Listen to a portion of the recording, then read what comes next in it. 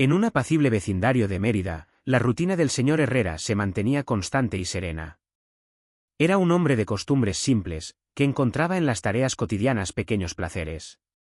Aquel día soleado parecía uno más, con el cielo despejado y el canto de los pájaros como fondo. Sin embargo, lo que empezó como una jornada común se transformaría en el inicio de un cambio radical en su vida. El señor Herrera había salido temprano a comprar ingredientes para preparar una cena sencilla. Le agradaba cocinar para sí mismo, lo hacía sentir independiente y útil, especialmente tras la muerte de su esposa. Con una bolsa en cada mano, caminaba de regreso a casa pensando en la receta que improvisaría, cuando una columna de humo oscuro en el horizonte captó su atención. Su corazón dio un vuelco. El humo provenía, sin lugar a dudas, de la dirección de su hogar. Aceleró el paso, primero con ansiedad, luego con una creciente desesperación. Cuando dobló la esquina de su calle, la escena que encontró le congeló la sangre. Su casa, esa casa modesta pero llena de recuerdos, estaba envuelta en llamas. Los vecinos, muchos de ellos conocidos de toda la vida, se agrupaban a una distancia prudente mientras los bomberos luchaban por controlar el fuego. Nadie sabía que lo había provocado, aunque se mencionaba un posible cortocircuito. El señor Herrera, paralizado, observaba cómo las llamas consumían su historia. Sus manos temblaron y las bolsas cayeron al suelo. La impotencia, el dolor y la incredulidad lo abrumaron. Su cuerpo, ya frágil, no resistió el impacto emocional, y se desmayó en plena calle. Cuando despertó, estaba en una habitación de hospital. A su lado, su hija Elena y su yerno Andrés lo miraban con preocupación. Apenas logró articular unas palabras. ¿Mi casa? Elena le apretó la mano con ternura. Papá, lo importante es que estás vivo. Nosotros nos ocuparemos de todo. A partir de ese momento, el señor Herrera entendió que su vida ya no sería la misma. El incendio no solo había destruido su casa, sino que lo empujaba a una nueva etapa, vivir bajo el cuidado de su hija y su yerno en un hogar ajeno. La independencia, que tanto había valorado, se le escapaba como el humo entre los dedos. La recuperación física fue lenta pero estable. Sin embargo, lo más difícil no era sanar el cuerpo, sino aprender a aceptar su nueva realidad. Su nueva habitación en casa de Elena estaba decorada con cariño, libros, plantas, una foto antigua con su esposa enmarcada sobre la cómoda. Pero nada de eso podía ocultar el hecho de que ya no era dueño de su espacio. El señor Herrera intentaba adaptarse. Elena y Andrés habían hecho modificaciones en la casa, barandales en el baño, una silla especial para la ducha, rampas en lugar de escalones. Todo estaba dispuesto para facilitarle la vida. Y, sin embargo, la tristeza se colaba en los rincones. La sensación de ser un invitado, por más bienvenido que fuera, no lo abandonaba. A menudo se quedaba mirando por la ventana del comedor, observando cómo la ciudad seguía su curso sin él. Las risas de los niños jugando en la acera, el sonido lejano de los vendedores ambulantes, el paso apresurado de los transeúntes. Todo le parecía parte de una vida que ya no le pertenecía. Elena hacía lo posible por incluirlo en la rutina familiar. Le pedía ayuda con pequeñas tareas, doblar ropa, pelar verduras, regar las plantas. Andrés, aunque más reservado, mostraba respeto y paciencia. Pero había una barrera invisible, una especie de torpeza emocional, que hacía que cada interacción tuviera un peso extra, como si todos caminaran con cuidado sobre vidrio. A medida que pasaban las semanas, el señor Herrera comenzó a percibir cambios sutiles. Elena llegaba más tarde del trabajo, Andrés parecía más cansado. Las conversaciones en la mesa se acortaban. Él trataba de no tomarlo como algo personal, pero su mente, como suele suceder cuando se tiene demasiado tiempo libre, empezaba a llenarse de conjeturas. ¿Estaba molestando? ¿Se estaban sacrificando demasiado por él? ¿Sería mejor buscar una residencia para mayores y aliviarles la carga? Una tarde, mientras regaba las plantas del patio, la vecina de al lado, doña Inés, se le acercó. Una mujer de edad similar, viuda también, con la que solía intercambiar palabras cordiales. ¿Cómo lo tratan tus hijos?, preguntó, con ese tono directo que caracteriza a quienes han perdido la diplomacia con los años. Bien, muy bien, respondió él, pero con una vacilación que no pasó desapercibida. A veces la buena voluntad se agota, ¿sabes? A mí me pasó, dijo ella, mirando al cielo como si buscara respuestas entre las nubes. La frase, aunque dicha sin malicia, dejó al señor Herrera pensativo. Esa noche no pudo dormir. Las palabras de doña Inés resonaban en su cabeza. ¿Y si tenía razón? Días después, con el corazón encogido, tomó una decisión. Hablaría con Elena y Andrés. Les propondría mudarse a una residencia. No quería imponer su presencia, ni convertirse en una fuente de tensión. La idea le dolía, pero le parecía justa. Esa noche, después de cenar, pidió hablar con ellos.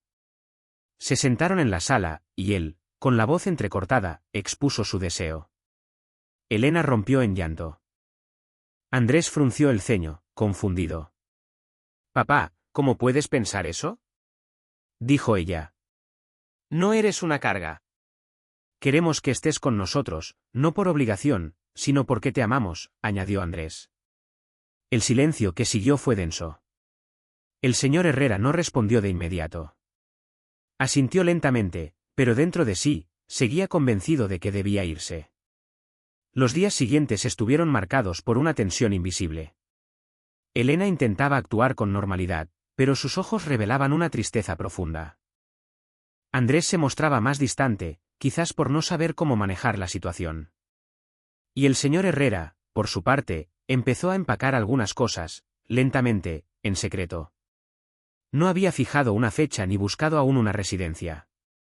Pero en su mente, la decisión ya estaba tomada.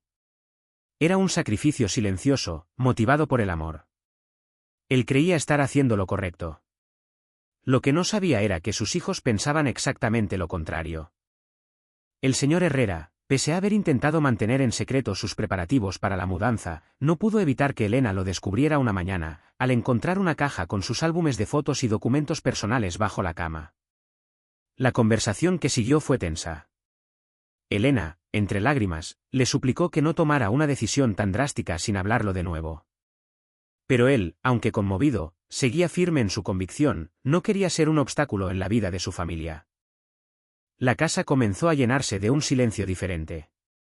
No era la calma habitual de los días en familia, sino una pausa prolongada, como si todos esperaran algo inevitable. Andrés, normalmente pragmático, propuso buscar un centro de retiro que ofreciera actividades y autonomía, intentando presentar la idea de manera más amable. El señor Herrera lo escuchó sin interrumpir. Agradecía el gesto, pero lo sentía como una forma de decirle adiós. Poco después, una mañana, cuando el aire todavía tenía el frescor de la noche, Elena y Andrés lo invitaron a salir. Le dijeron que habían organizado una visita a una residencia para adultos mayores en las afueras de la ciudad. Él aceptó sin protestar. El camino en coche fue largo y silencioso. Nadie hablaba. Solo el murmullo de la radio, casi inaudible, llenaba el espacio. Pero, en lugar de llegar a una residencia, Andrés giró inesperadamente hacia una calle conocida. El señor Herrera frunció el ceño. Aquella no era la ruta acordada. Cuando el coche se detuvo, el viejo levantó la vista y quedó inmóvil. Frente a él, en el terreno donde antes se alzaba su antigua casa, se erguía una nueva construcción. No era una réplica de la anterior, pero sí un homenaje. Moderna, funcional, con rampas accesibles, ventanales amplios y un jardín que evocaba al que su esposa cuidaba con tanto esmero. Elena lo miró con una sonrisa temblorosa. «Papá, esta es tu casa». «Nuestra sorpresa. Por eso estábamos tan ocupados. Queríamos devolverte tu espacio. Tu independencia». El señor Herrera no respondió. Bajó del coche con pasos inseguros, como temiendo que todo fuera un sueño. Entró al nuevo hogar y recorrió cada rincón en silencio. En las paredes, colgaban algunas de sus fotos antiguas. Sobre la mesa del comedor, su juego de ajedrez. En el dormitorio, una manta tejida por su esposa años atrás. Las lágrimas que brotaron de sus ojos no eran de tristeza, sino de una mezcla abrumadora de amor, alivio y gratitud. En ese instante, entendió que se había equivocado. Que no era una carga, sino una parte vital del corazón de su familia. En los días siguientes, el señor Herrera comenzó a adaptarse a su nuevo hogar. Aunque aún compartía momentos con Elena y Andrés, El hecho de tener su propio espacio lo transformó. Volvió a leer, a cuidar del jardín, incluso a escribir pequeñas memorias que guardaba en un cuaderno de tapas negras. Los fines de semana, la casa se llenaba de visitas, amigos, antiguos compañeros, vecinos curiosos. Elena organizaba almuerzos al aire libre, y Andrés ayudaba a preparar el asador. Las risas volvieron, primero tímidas, luego constantes. La casa nueva no era solo un refugio, se había convertido en un símbolo de reconciliación y continuidad. Una tarde, mientras jugaba ajedrez con Andrés bajo la sombra de una bugambilia florecida, el señor Herrera levantó la vista y dijo: «Gracias. Por no dejarme rendirme. Por ver más allá de mi miedo». Andrés sonrió. No dijo nada. Solo movió su torre y lo dejó en jaque. La vida en la nueva casa del señor Herrera comenzó a encontrar su ritmo. Las mañanas se llenaban del aroma a café recién hecho y del sonido de pájaros que anidaban en los árboles del jardín. Él había retomado sus paseos matutinos por el vecindario, ahora más lentos, con bastón en mano, pero igual de observadores que antaño. Saludaba a los vecinos con una cortesía que parecía de otro tiempo y se detenía a menudo a mirar las flores en los jardines o a comentar sobre el clima con algún conocido. El jardín, que había sido un proyecto de amor compartido con su esposa, se convirtió en su espacio sagrado. Pasaba horas allí, podando, sembrando nuevas plantas, hablando solo con las flores como si pudieran devolverle palabra.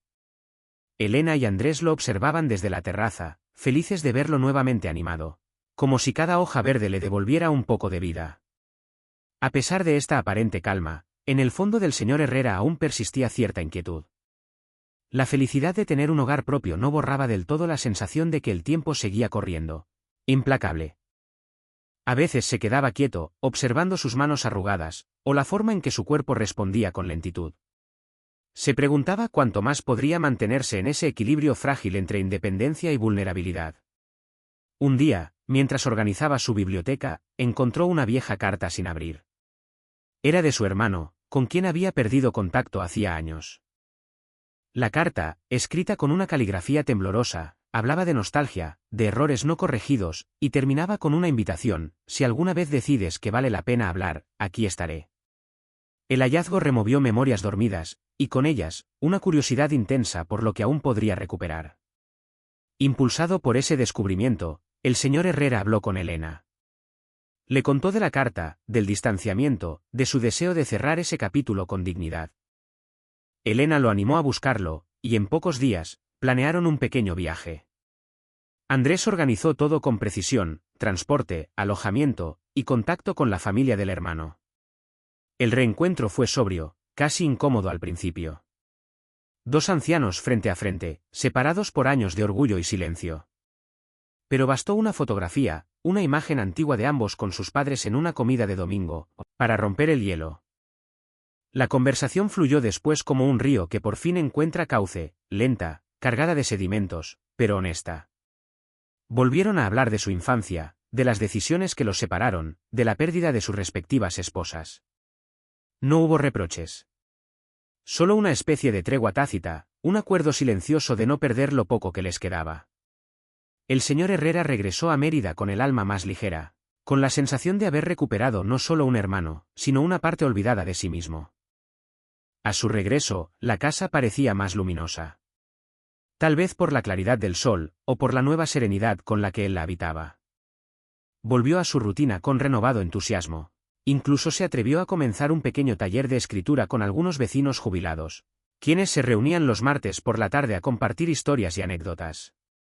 Lo que comenzó como un pasatiempo pronto se transformó en un punto de encuentro importante en la comunidad. La casa del señor Herrera se convirtió en un lugar de tertulias, donde se leía, se debatía, y se tejían nuevas amistades entre personas que, como él, creían que aún quedaba mucho por contar. Elena y Andrés observaban todo con orgullo. Su decisión de reconstruir el hogar había florecido en algo mucho más grande, había devuelto sentido, propósito y comunidad a la vida del señor Herrera. Con el paso de los meses, el taller literario del señor Herrera fue ganando notoriedad en el vecindario.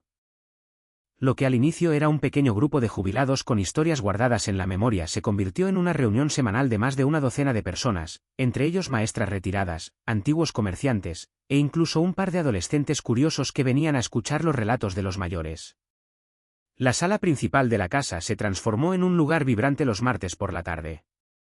Entre tazas de café, galletas caseras y libretas llenas de tachaduras, se compartían anécdotas. Se leían fragmentos de textos y se discutía sobre el arte de narrar. El señor Herrera se convirtió sin quererlo en una figura de respeto. Su voz pausada, su oído atento y su habilidad para encontrar belleza en los detalles cotidianos inspiraban a todos. Una de las participantes más entusiastas era Norma, una mujer viuda con un carácter fuerte. Es profesora de historia, que rápidamente encontró en el señor Herrera un interlocutor a su altura. Compartían largas charlas después del taller, a veces bajo la pérgola del jardín, otras caminando lentamente hasta la plaza cercana.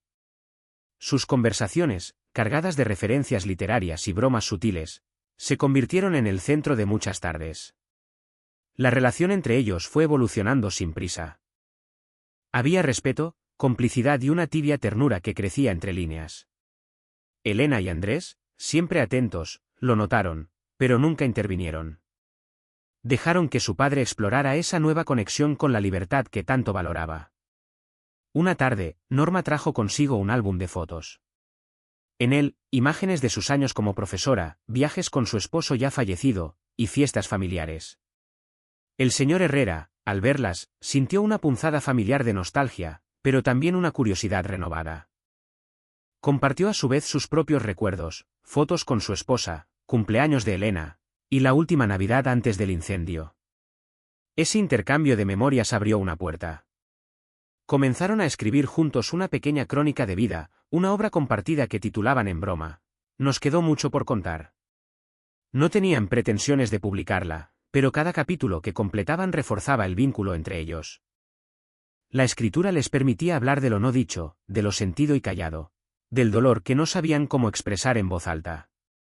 Durante ese tiempo, el señor Herrera comenzó a experimentar también una transformación física sutil pero significativa. Caminaba con más firmeza, su rostro había recuperado color, y sus ojos brillaban con una chispa que Elena no veía desde antes del incendio. Era evidente que esa nueva etapa de su vida, lejos de representar el ocaso, se estaba convirtiendo en un renacimiento. Norma se volvió parte habitual de las comidas familiares. Al principio, como invitada ocasional. Luego, como alguien que simplemente estaba. Ayudaba en la cocina, daba su opinión sobre las plantas del jardín, y discutía con Andrés sobre política con una energía contagiosa. Nunca hubo un anuncio formal de su relación con el señor Herrera. Era simplemente natural. Un día, mientras todos compartían una merienda en el jardín, Andrés dijo en tono de broma: "¿Y para cuándo la publicación de esa crónica?". "Ya queremos la presentación oficial". Elena se rió, y Norma, con una sonrisa maliciosa, respondió: "Cuando termine el capítulo final". "Y ese aún lo estamos escribiendo". Todos rieron. El señor Herrera no dijo nada. Solo sonrió y miró a Norma con una expresión de paz. El taller siguió creciendo. La comunidad que se formó alrededor de él se volvió sólida, casi como una familia extendida. Había una mujer que traía empanadas todos los martes, un joven que comenzó a grabar las sesiones para hacer un podcast, y hasta un periodista local que vino a hacer un reportaje sobre la casa donde florecen las historias. Pero el mayor legado de esa etapa no fueron los textos escritos ni las grabaciones, sino la red de afecto que se había tejido. Una red que sostenía, acompañaba y abrazaba a todos sus miembros. El señor Herrera, que una vez creyó que su vida había llegado a su punto final tras el incendio, se descubría ahora en el centro de una comunidad viva, dinámica y profundamente humana. El tiempo avanzó con su paso sereno y constante. El calendario cambió de estación y la casa del señor Herrera, con su jardín en plena floración, se convirtió en una referencia para quienes pasaban por la calle. Desde fuera, parecía una casa como cualquier otra; por dentro, era un testimonio viviente de segundas oportunidades. Las tardes de tertulia continuaban, pero poco a poco, la comunidad empezó a transformarse. Algunos de los participantes más antiguos dejaron de asistir, ya fuera por enfermedad o porque sus propios caminos los alejaron. Nuevas caras aparecieron, trayendo consigo otras voces, otras historias, y renovando la energía del grupo.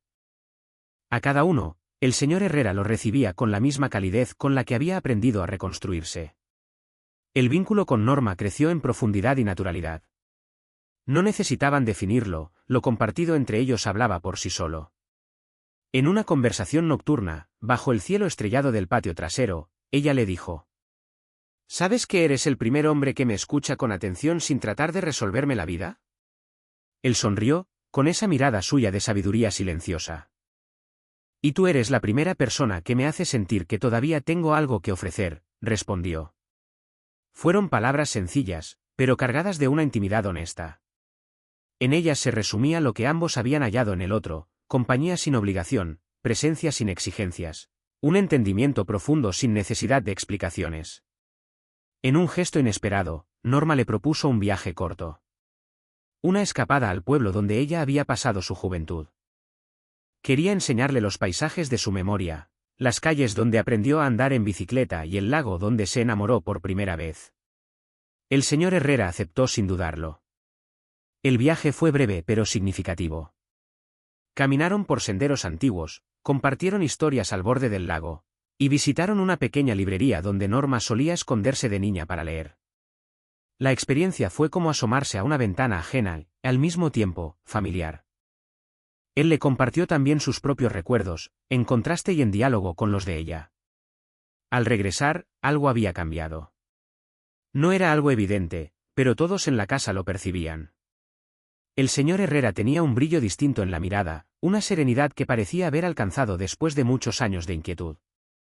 Incluso su manera de escribir cambió, los textos que antes cargaban nostalgia, ahora destilaban una gratitud madura y sin dramatismo. Una mañana, mientras revisaba su correo, encontró una carta con membrete del ayuntamiento. Al abrirla, descubrió que la biblioteca municipal había decidido incluir su taller en el programa cultural permanente de la ciudad. El reconocimiento, aunque simbólico, llenó de orgullo a todos los involucrados. Lo celebrarían con una lectura pública, donde los miembros del taller compartirían fragmentos de sus historias frente a un público más amplio. La noche del evento fue emotiva. La pequeña sala de la biblioteca se llenó con vecinos, familiares y curiosos. Elena y Andrés estaban en primera fila, aplaudiendo con entusiasmo. Norma, elegante y tranquila, lo animó con una caricia breve en el hombro antes de que subiera al pequeño escenario. El señor Herrera leyó un texto breve, titulado Las casas que habitamos. No hablaba de arquitectura ni de ladrillos, sino de las personas que llenan de sentido cada espacio que llamamos hogar. Habló de pérdidas, sí, pero también de todo lo que puede renacer después de ellas. Su voz no tembló. Al terminar, hubo un silencio breve, seguido de un aplauso cálido y prolongado. Esa noche, ya de regreso en su casa, el señor Herrera se sentó en su sillón favorito y miró a su alrededor. Todo estaba en calma. La luz suave de la lámpara bañaba el salón, el aroma de jazmín llegaba desde el jardín, y en el aire flotaba un silencio lleno, no vacío. Cerró los ojos, respiró hondo y pensó que, tal vez, había llegado al capítulo final de su crónica. Pero no como un cierre, sino como una conclusión abierta. La vida, se dio cuenta, no siempre necesita de grandes giros para ser extraordinaria. A veces, basta con quedarse, florecer y contar lo vivido.